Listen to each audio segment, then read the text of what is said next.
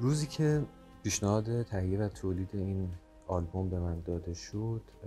خب خیلی هیجان زده شدم، به خاطر اینکه موضوع مبحث بحث یک آلبوم بدون کلام بود و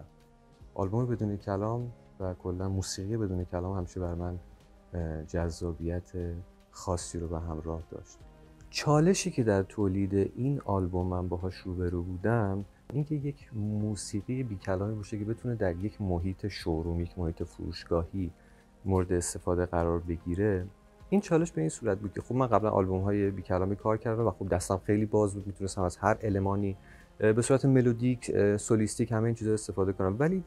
چیزی که به نظرم اومد این بود که ما در چنین اثری و چنین خاستگاهی باید خیلی خصاصت به خرج بدیم در خرج کردن ملودی‌ها، تم‌ها، تا اینکه این مناسب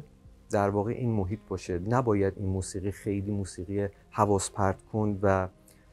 اینجوری باشه که فوکس به سمت خودش بکشه و این قضیهش برای من چالش داشت.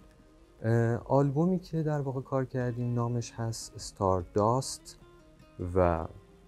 تحت عنوان، حالا به لحاظ سبک بخوایم بگیم شاید لوفای هست و یه جورای الکترونیک امبینت هستش. سلیقه موسیقایی من همیشه در واقع یک مثلثی رو تشکیل میده: موسیقی راک، موسیقی الکترونیک و موسیقی ایرانی. من سعی کردم که توی تولید این آلبوم بیام نقاطی رو از این